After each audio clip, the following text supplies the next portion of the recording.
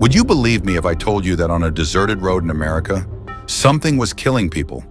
Something that was neither human nor animal. And what if I told you that on that night, I was walking alone on the same road where people never returned alive? This is a true incident from the year 1994.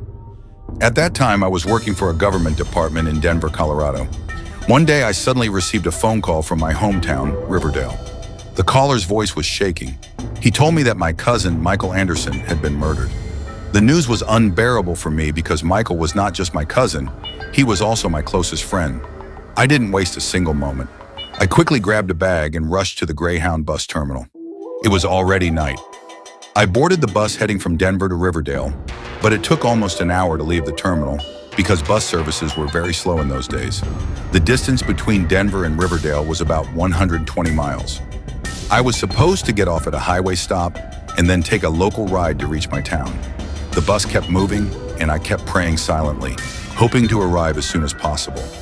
But fate had something else planned. About 15 miles before my stop, the bus broke down. The driver tried everything, but the engine had a serious problem. The area was completely deserted, with no mechanic and no help in sight. Eventually, the driver announced that the bus would not move again until 7 in the morning. One by one, the passengers angrily got off. I walked to a nearby highway diner, ordered a cup of coffee, and sat on a bench. It was around 9 at night. While drinking the coffee, I realized that waiting until morning was not an option for me. Finally, I made a decision that I probably should never have made. I decided to walk to my town using a shortcut rural road, a distance of about 3 to 4 miles. After paying the bill, I picked up my bag and started walking along a road that ran beside an old water canal. After some distance, the paved road ended and a rough, wild, and dangerous path began. Dense bushes and tall trees surrounded the path on both sides. I gathered my courage and looked around.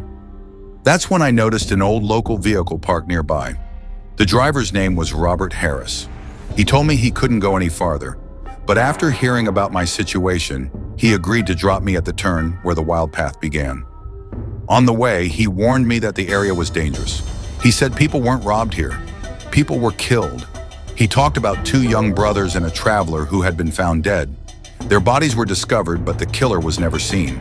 He also told me that he carried a protective charm and a knife, which he believed kept him safe. He offered to let me stay at his house for the night, but I refused. At the turn, he stopped the vehicle. I paid him, asked him to pray for me, and stepped out. Darkness surrounded me. Bushes, silence, and fear were everywhere. I started walking forward, praying quietly in my heart. Suddenly, I slipped and fell into the bushes. Thorns pierced into my body. While searching for my bag, my hand touched something cold. The next moment, it moved. It was a deadly poisonous snake. It attacked me, and I barely managed to escape, running for my life. I hadn't even caught my breath when I began to hear footsteps, sometimes behind me, sometimes right in front of me. Then suddenly, a deep and terrifying voice called me by my name. In front of me stood a horrifying figure, 8 to 10 feet tall. It told me that it was the killer of this road, a Jinn that killed humans. The next moment, it attacked me and grabbed my neck. With all my strength, I began to pray from the depths of my heart. Suddenly, its grip loosened. Even the creature looked shocked. It said it didn't know what power had stopped it. It told me that humans had burned its family alive, and that pain had turned it into something full of hatred toward mankind. I explained to it that killing innocent people could never heal pain.